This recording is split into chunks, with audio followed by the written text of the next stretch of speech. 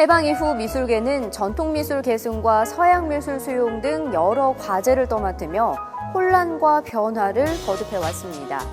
해방 이후부터 지금까지의 전북 미술사를 되돌아보고 또 앞으로 나아가야 할 방향을 찾는 의미 있는 전시회가 전북 도립미술관에서 열리고 있는데요. 오늘 문화향에서 함께 만나보시죠.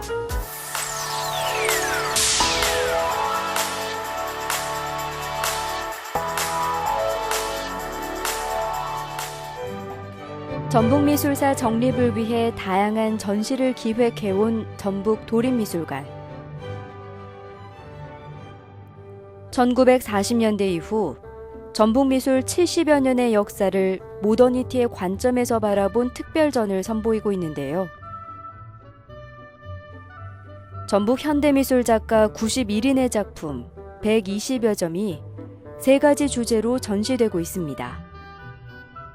해방 직후부터 이제 근대의 여명기라고 해서 일제 식민지를 벗어나서 이 일종의 건국, 대한민국 건국 과정에서 미술을 어떻게 형성하려고 노력했는가 이런 점을 조명했고요. 그 다음 단계에서는 60년대, 70년대에 걸쳐서 추상과 구상 논쟁이 활발하게 일어나는데 전북 지역은 물론 구상 계열이 강세를 띠고 있었지만 여전히 새로운 미술을 추구하는 추상 미술이 참신하게 드러나고 있기 때문에 이런 부분들을 좀 대각 형태로 조명을 했습니다. 그리고 1974년에 물고 그룹전이 열리면서 실험미술, 그러니까 설치미술이나 행위미술을 포함해서 추상이라든지 여러 그 현대미술 성향이 일어나서 그것이 영향을 미쳐서 결국 전북 현대작가의 쿼터그룹, 또 CA 페이지 이런 새로운 세대들이 계속 전개되고 80년대에 와서는 민중미술, 그리고 민중미술을 넘어서는 포스트 모더니즘에 해당하는 작가들이라든지 작년도에 있었던 아시아 현대미술 작품전이라든지 해서 이후로는 국제적인 방향으로 이 전북의 미술이 뻗어나가야 된다. 그런 취지에서 전체적인 레이아웃을 그린 전시이고 해방 이후 전북 미술이 태동한 근대 여명기. 이때는 일본에서 서양화를 배운 화가들이 중심이 되었는데요. 그들을 중심으로 본격적인 화단이 설립되었습니다. 해방 이후 전북미술은 동광미술연구소가 주축이 되는데요. 전주에 머물며 후진양성에 주력해온 김영창 화백은 이 시기를 논할 때 빼놓을 수 없는 인물입니다. 1945년도에 이순재 선생, 박병수, 그리고 김영창 이 세 분에 의해서 동광미술연구소가 생겨나는데 그것은 일본으로부터 영향을 받은 근대 미술이 본격적으로 이 후배들을 양성할 수 있는 그런 기관이 처음으로 만들어졌다 이렇게 생각이 되고, 김영창 선생의 경우는 작품이 실제하고 있기 때문에 그 작품의 속성을 통해서 그분들이 근대 미술의 그 모더니티를 어떻게 해석하고 보여주려고 했는지 그런 부분들을 확인할 수가 있는 거죠. 네. 그 김영창 화백의 그 작품의 특징이 있다면 어떤 점을 꼽을 수 있을까요? 예, 일본의 근대 미술은 유럽의 영향을 받지만 동시에 일본적인 동양적인 요소를 강화했는데요. 네. 연대 미상이긴 하지만 그러한 일본의 근대 미술의 속성을 잘 반영하고 있습니다. 이를테면 형태를 단순화시킨다든지 또 그 일본 미술의 특성에서 보여지듯이 전체적으로 색조가 가라앉아 있고, 이 근대 미술의 그 형성 과정에서 형태의 본질을 추구하는 경향이 세잔느로부터 나오는데 여기에서도 역시 그런 조형성, 근대적인 조형성이 잘 나타나고 있습니다. 전북 서양미술 1세대 김영창 화백. 일본에서 배운 인상파 기법을 선보였고 후학 양성에도 주력했는데요. 작년에 작고한 하반영 작가도 그의 문화에 있었습니다. 남원 출신의 이경훈 작가 역시 일본 유학파로 초기에는 정적이고 소박한 풍경을 선보이다가 점차 그림의 현실을 반영했습니다. 이경훈의 다른 작품 1927년도에 홍은동의 토막천을 그린 장면을 보면요. 이 작가가 풍경을 하나의 그 예술적인 감각으로 아름답게 묘사하려고 하는 것이 아니라 현실에, 말하자면 서울의 전쟁 직후에 황량했던 모습, 어떤 빈곤하면서도 의심스러웠던 것을 감각적으로 담아내려는 노력을 볼 수가 있거든요. 이런 부분들이 이경훈 작가가 어떻게 하나의 풍경 속에서도 현실을 드러내려고 애를 썼는지를 보여주는 작품이라고 하겠습니다. 근대와 현대의 경계에서 독특한 작품 세계를 구축한 작가들. 그중 한 사람이 고창 출신의 화가 진환입니다. 10여 년의 활동 기간 동안 다른 작가들에 비해 진보적인 경향을 선보였는데요. 다른 분들은 거의 공모전에 출품을 했어요. 당신을 인정받기 위해서. 근데 진환 이분은 한 번도 공모전에 내본 일이 없어요. 그래서 독보적으로 그림을 그렸어요. 근데 이때 당시에 벌써 이 양반은 평론도 했어요. 한때는 우리나라에서 금지된 이쾌대라는 월북 작가가 있어요. 이쾌대의 서문도 발견됐고 1980년대에 윤범모라는 평론가가 드디어 진환 작품을 찾아가지고 발굴을 시작해가지고 오늘날 그나마 진환이라는 이름이 알려진 거예요. 이 그림은 지금 진환 선생의 특징을 보여주는 그림은 아닙니다. 평소 소를 즐겨 그린 진환. 이중섭의 강렬함과 비교되는 특징을 갖췄습니다.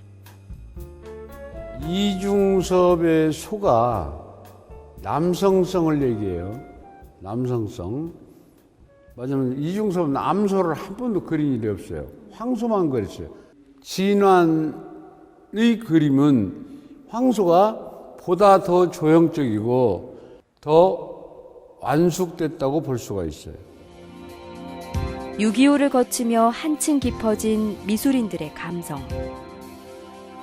추광신 화백은 기하학적 추상화로 특색 있는 작품 세계를 선보였습니다. 전주는 다른 지역에 비해 풍광이 잘 보존됐기 때문에 소박한 자연의 풍경을 독특한 기법으로 담아낸 화가들이 많았는데요. 배형식 작가를 중심으로 조각에도 월등한 조형성이 담겼습니다. 전북 구상조각의 선구자이시고 한국 구상조각계에서도 이름을 떨쳤던 분이시고요. 원광대 교수로서 제자들을 많이 길러냈습니다. 이 새침이라는 이 작품은 작은 사이즈의 조각이지만은 여기에 배영식 선생님의 조각의 조형성이 잘 나타나 있습니다. 우선 인체 면에서도 보면은 우리가 비너스 상에서 보는 말하자면 서구적인 밸런스를 벗어나서 지극히 한국적인 여성의 인체미를 잘 반영하고 있거든요. 네. 그래서 이 깔끔하면서도 간결하게 한국의 여성미를 조형화시키는 그런 수작이라고 볼 수가 있겠습니다. 전북 서양화단의 문을 연 근대 여명길. 이후 1960년대에 접어들면서 구상과 추상으로 주요 흐름이 양분되고 예리한 대립각을 세우게 됩니다. 전북은 구상 작가들의 수가 압도적으로 많았고 자연의 색채를 중요시하는 특징이 유지되었는데요. 그만큼 전통성에 기반을 둔 작가들이 많았습니다. 이후 전통에 기반을 두지만 작가 자신의 색채를 그림에 투영한 화가들이 나타나기 시작했는데요. 이동근 선생님은 전라북도에서는 사실화에 아주 초창기 작가로 보면 되겠는데요. 주로 인상주의가 이제 우리 전라북도 미술계도 처음 유입되면서 야외에 나가서 미술 도구를 챙겨서 야외에 나가서 이렇게 햇살을 등지고 이렇게 자연의 풍광을 그리는 게 이제 주로 인상주의 계열의 작가들이었죠. 바로 이동근 선생님도 이제 그런 류의 작업을 주로 했고요.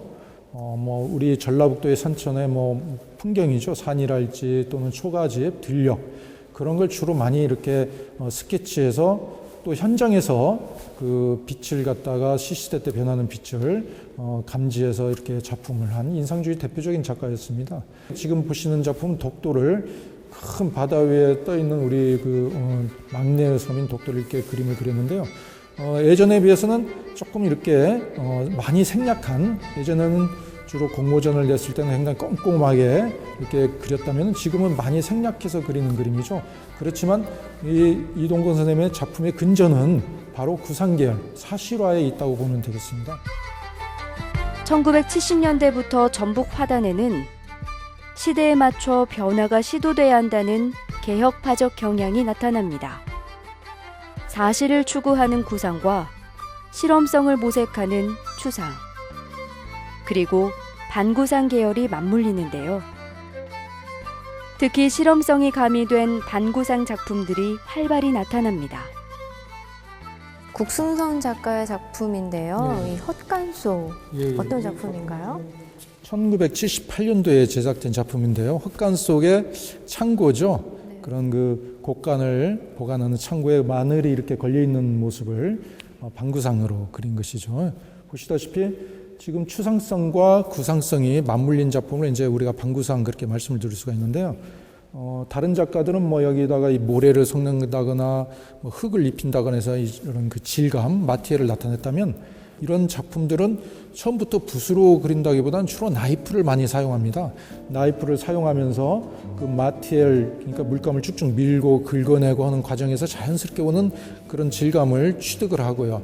그 다음에 이제 마무리로 선으로 붓으로 이렇게 아웃라인을 해줌으로써 바로 면하고 추상적인 부분하고 구상적인 요소가 서로 맞물려서 이렇게 작품이 보이도록 하는, 그러니까 사실적인 어떤 대상보다는 주로 자연스럽고 변형된 그런 이미지를 나타냄으로써 자연의 어떤 또 다른 느낌을 보는 사람의 감지할 수 있는 또 다른 감동을 주는 것이 바로 이런 작품의 목적이겠죠. 사실적인 미학보다는 작가 자신의 주관적 미학을 추구한 추상주의 작가들. 특히 문복철 화백은 전통적인 한지에 현대적 화법을 더한 폭넓은 창작을 선보였습니다.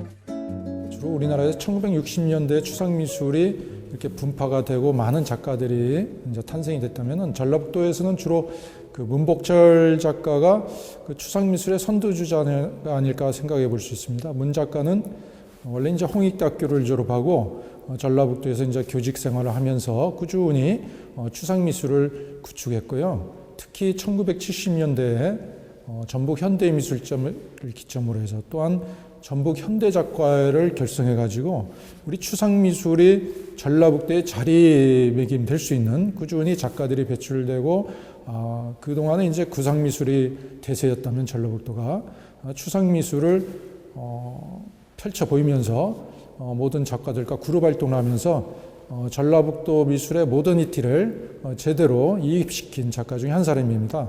주로 문복철 작가는 그 한지를 소재로 순수한 종이의 질감을 그대로 노출시키는 작업으로 유명하죠. 전통 속에서 작가 정신을 확립한 보수적인 경향과 변화를 시도하는 개혁파의 경향이 병행되며 1960, 70년대 전북 화단은 다양성과 깊이를 갖추게 됐습니다. 전북 화단의 본격적인 현대미술의 서막이 오른 시기는 1974년으로 이야기됩니다. 현대미술의 물꼬를 튼다는 의미의 물꼬회가 이때 창립됐기 때문인데요. 물꼬회 창립 이후 현대미술의 본격적인 수용이 이루어집니다. 전북 화단의 현대미술의 물꼬를 튼다는 의미의 물꼬회. 행위미술과 설치미술에 이르기까지 현대미술의 실험성과 다양성을 보여줬습니다. 70년대 전반기 또 60년대에도 추상화를 하는 작가들도 몇몇 간간히 보이기도 했지만은 1974년을 기점으로 해서 물고해가 이제 탄생되게 됩니다.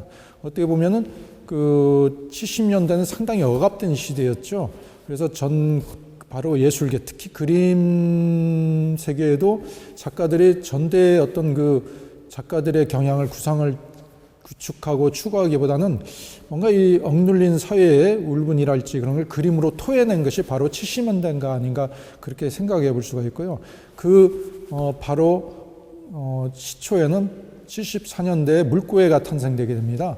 10명의 작가들이 모여서 아주 파격적인 그런 그 작품을 보이게 됐는데, 유희열 선생님 같은 경우는 그 관이죠. 너를 이렇게 전시해 놓고 또 다른 작가들은 또 퍼포먼스를 보인다든가. 전북 화단에 개혁의 바람을 몰고 온 물고회. 김수자 작가의 경우 색을 바른 캔버스 위에 천을 붙이고 바느질을 하는 독창적인 작품을 선보였습니다. 기하학적 추상화에 이르기까지 현대미술의 다양성을 여실히 보여준 물고회. 보수적인 전북 화단에 현대미술의 씨를 뿌리고 싹을 틔웠을 뿐만 아니라 전북미술의 실험성과 현대성을 덧입혔습니다. 이 작품을 보니까 약간 초현실적인 표현을 한 것 같은데, 이 김문자 작가는 어떤 작가였나요? 예, 홍익대학교를 졸업하고요. 익산에 와서 교편에 교직에 재직하시면서 작품 활동을 왕성히 하셨습니다. 특히 그 초현실주의적인 화풍을 도입해서 현대적인 어법으로 현대의 황량하면서도 어떤 꿈에 도취된 그 이색적인 감각, 이런 것들을 보여주기도 했고요. 대구 현대미술제에 가서는 내과에서 그 빨래 방망이로 이렇게 이 소리를 내는 그런 퍼포먼스를 했던 작가이기도 합니다. 이 작품에는 그 나비 같은 형태가 화면을 크게 차지하면서 동시에 개미라든지 그 누에꼬치 같은 벌레, 서로 어울리지 않는 그런 그 장면이 마주치게 됨으로써 오는 비정상적인 감각, 이런 부분들을 예리하게 드러내려고 하는 작품이 되겠습니다. 1970년대 초 도내대학에 미술교육과가 생기고 졸업생들이 배출되면서 70년대 중반에는 현대미술 작가들의 활동이 더욱 두드러지게 나타납니다. 형식이 다양해졌을 뿐 아니라 관념적인 주제의식에서 벗어나게 되는데요. 이건용 작가의 경우 행위 자체가 예술임을 작품을 통해 선보였습니다. 이건용 선생님은 군산대에서 현대미술연구소를 직접 운영하시면서 현대미술의 선구자로서 혹은 현대미술의 어떤 전도사로서의 역할을 하게 됩니다. 지금 보시는 작품도 그 신체 드로잉, 이렇게 물감을 묻히고 뒤돌아서서 쭉 캔버스에다가 드로잉을 한 장면이고요. 이런 류의 작품은 어떤 그 작품의 결과보다는 작품의 과정, 우리가 이제 흔히 말하면 작품이 아름다워야 된다, 조형이 완벽해야 된다, 그런 걸 떠나서 바로 작가가 생각하고 그 작업을 하는 과정, 그것도 바로 이제 미술의 한 부류로서 인정하게 되고요. 바로 이제 그런 것들이 생각과 과정과 어떤 결과가 예상치 못했던 결과가 나오더라도 그게 하나의 미술의 테두리 안에서 이해되는 것이 바로 현대미술입니다. 그래서 이제 미술이라는 게 점차 보기가 어려워지고 난해하게 되는 시기가 바로 1970년대를 기점으로 해서 전북 현대미술이 태동이 되면서 이제 여러 가지 경향들이 나오는 것이 바로 이제 1970년대 전북 현대미술의 어떤 경향이라고 볼 수가 있습니다. 현대미술의 갈증을 해소하기 위한 물고회와 달리 중앙과의 교류를 통해 지역 현대미술을 확장한 전북 현대작가회. 패기 넘치는 젊은 작가들은 전북 현대미술의 외연의 폭을 넓히는 데 큰 기여를 했습니다. 작가층이 두텁지 않고 수적으로 부족한 상황에서도 중앙과 대등한 작품 수준을 보이며 집중적인 조명을 받았는데요.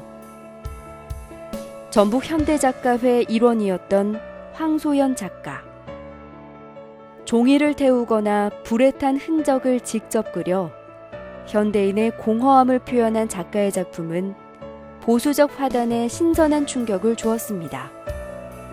불에 탄 끄트머리에부터 이 점점 진한 데서부터 점점 엷어지는 그런 그 변화로의 그 미감, 이런 것들이 그 주제가 되겠어요.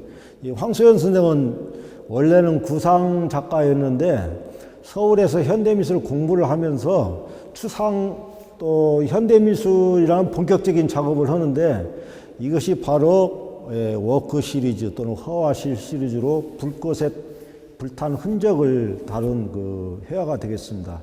약 10년간, 그러니까 80년대부터 90년대 초까지 이러한 작업을 관료해 가는데요. 이 당시가 지금 작고하셨지만은 황소연 선생님이 현대미술에 들어와서 가장 그 실험적인 어떤 그 문제 제기를 강하게 했던 그 시기였고, 지금 봐도 이 작품들은 참 좋은 작품이다. 가슴에 와닿는.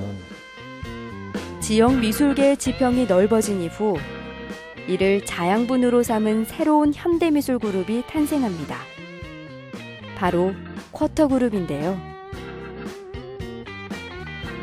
평면과 입체, 실험성이 강한 설치미술과 행위예술 등 장르를 넘나들며 현대미술의 열정을 뿜어내는 쿼터 그룹. 현재도 12명의 작가들이 창의적인 활동을 이어오고 있습니다.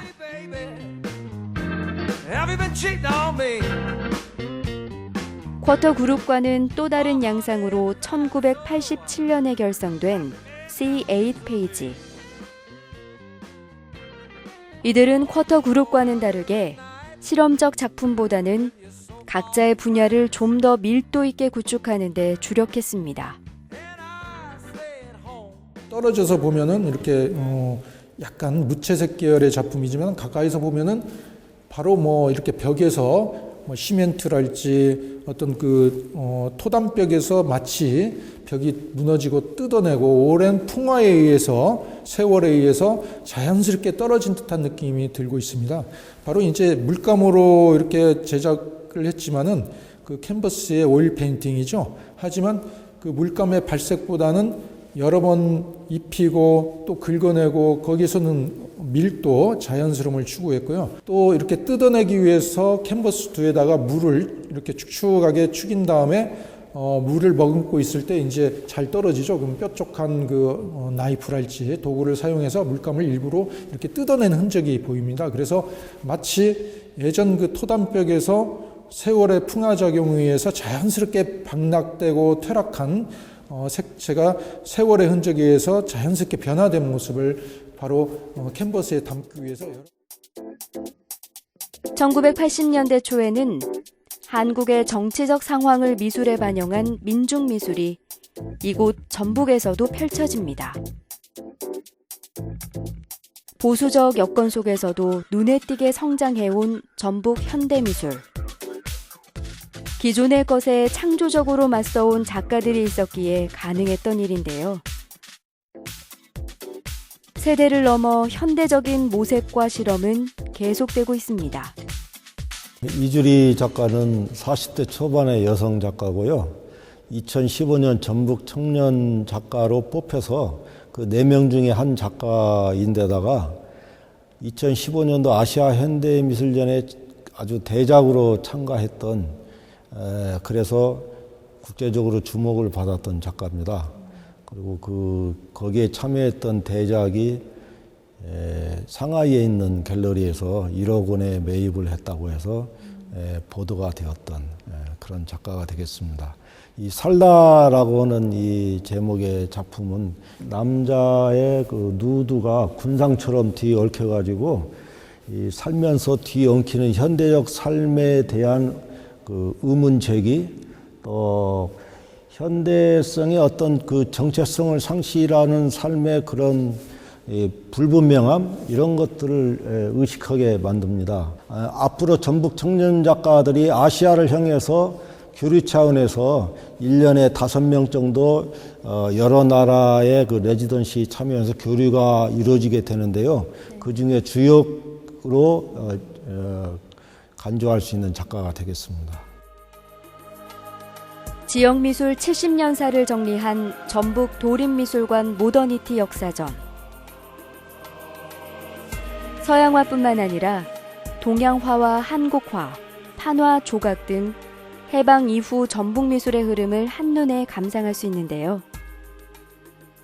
이번 전시회는 전북 현대미술의 지난 발자취와 현재, 그리고 미래를 가늠해 볼 수 있는 좋은 기회가 될 것입니다. 지역의 미술사를 재정립하기 위해 다양한 노력을 선보이고 있는 전북 도림미술관. 해방 이후 다양한 활동을 보인 작가들에서부터 앞으로가 더욱더 기대되는 청년 작가들에 이르기까지 이 지역에서 예술혼을 불태우고 있는 91인의 작품을 살펴볼 수가 있는데요.